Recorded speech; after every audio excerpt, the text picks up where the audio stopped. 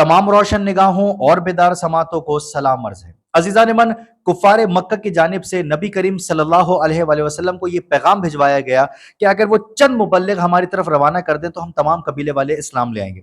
लिहाजा हुजूर अकरम सल्लल्लाहु अलैहि वसल्लम ने हज़रत आसिम रज़ियल्लाहु ताला अन्हु के मातहत 10 बुजुर्ग असहाब का एक वफद उनकी तरफ रवाना किया।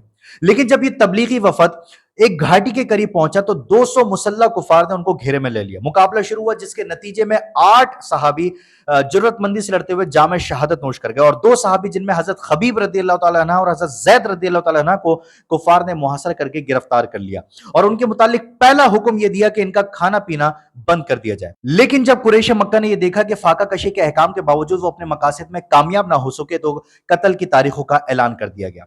एक खुले मैदान में एक सुतून नस्ब किया गया जिसके तरफ में बहुत से लोग जमा थे। कोई तलवारें चमका रहा था तो कोई नेज़े तान रहा था, कोई कमान में तीर जोड़कर निशाने ठीक कर रहा था। इतने में आवाज आई कि खबीब आ रहा है रदियल्लाहु ताला अन्हा। मजमे में कोराम बपा हो गया, लोग इधर उधर दौड़ने लगे। बाज ने हथियार उठाए और हमला करने और खून बहाने के लिए तैयार हो गए। हजरत खबीब रदियल्लाहु ताला अन्हा जब तशरीफ लाए तो उन्हें सलीब के नीचे खड़ा कर दिया गया। एक शख्स ने उनसे कहा कि अगर कोई आखिरी ख्वाहिश है तो बताओ। हजरत खबीब ने कहा कि कोई आखिरी ख्वाहिश नहीं, बस 2 रकात नमाज पढ़ने दी जाए। हजरत खबीब रज़ियल्लाहु ताला ने जब नमाज से फारिग हुए तो एक शख्स ने उनसे मुखातिब होकर कहा कि देखो, अगर तुम अभी भी इस्लाम छोड़ दो तो हम तुम्हारी जान बख्श देंगे। इस पर हजरत खबीब ने जवाब दिया कि जब इस्लाम ही बाकी ना रहेगा तो जान बचाने का क्या फायदा। बस ये जवाब था कि जैसे कुफार पर बिजली बनकर गिरा। उसके बाद नेजो बाजों को हुक्म हुआ कि नेजों से इनके जिस्म के हर हिस्से में छेद कर दिया जाए।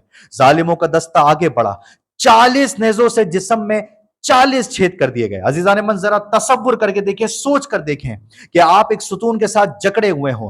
कभी तीर आता है और दिल के पार हो जाता है, कभी नेज़ा लगता है और सीने को चीर देता है, जिस्म के हर हिस्से से खून बह रहा है और जो लोग इर्द गिर्द खड़े हैं वो मंजर देखकर हंस रहे हैं, तालियां बजा रहे हैं। लेकिन कुर्बान जाइए हजरत खबीब रज़ियल्लाहु ताला अन्हु पर कि इस कयामत के गुजरने के बावजूद भी दिल है कि एक लम्हे के लिए भी इस्लाम से नहीं हटता। और फिर इसके बाद तो जैसे हद ही हो गई जब एक बदबख्त एक लईन आगे बढ़ा और आगे बढ़कर कहता है कि अब तो तुम इस बात पर खुश होगे ना कि यहां मोहम्मद सल्लल्लाहु अलैहि वसल्लम लग जाएं और तुम इस मुसीबत से छूट जाओ।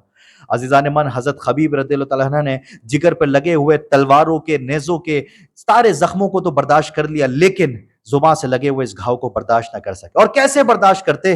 बात महबूब की जो थी, आपने जोश ईमानी में जवाब दिया कि ऐ जालिम, खुदा जानता है कि खबीब अपनी जान तो दे सकता है लेकिन इस बात को गवारा नहीं कर सकता कि मोहम्मद सल्लल्लाहु अलैहि वसल्लम के कदमों में एक कांटा भी चुभ। अजीजा ने मन, फिर इसके बाद जो हजरत खबीब रज़ियल्लाहु ताला अन्हु ने चंद दर्द भरे अशआर कहे हैं वो सुनने के काबिल है, जिनका तर्जुमा मैं आपकी खिदमत में रख रहा हूँ। हजरत खबीब रज़ियल्लाहु ताला अन्हु फरमाते हैं कि मेरे इर्द गिर्द लोग ही लोग जमा हैं, यहाँ जमातें, जत्थे, कबीले सबकी हाजिरी लाजिम हो गई है। ये लोग मेरे खिलाफ दुश्मनी का इजहार करने के लिए जमा हुए हैं, ये लोग मेरे खिलाफ इंतकाम की नुमाइश कर रहे हैं और मुझे मौत की एक खूंटी से बांध दिया है। यहाँ इन्होंने अपनी औरतें और बच्चे भी बुलाए हुए हैं। ये लोग चाहते हैं कि मैं इस्लाम से इनकार कर दूं, ये लोग मुझे आजाद कर देंगे, लेकिन इन्हें क्या खबर कि तर्क इस्लाम से ज्यादा मेरे लिए मौत को कबूल करना आसान है। अगरचे मेरी आंखों से आंसू जारी हैं, लेकिन फिर भी मेरा दिल बहुत मुतमईन है। मैं दुश्मन के आगे गर्दन नहीं झुकाऊंगा, मैं इनसे फरियाद नहीं करूंगा, मैं इनसे खौफजदा नहीं होऊंगा, क्योंकि मैं जानता हूं कि अब अपने रब के पास जाने का वक्त है। मैं मौत से नहीं डर सकता क्योंकि मैं जानता हूं कि मौत बहरहाल आनी है।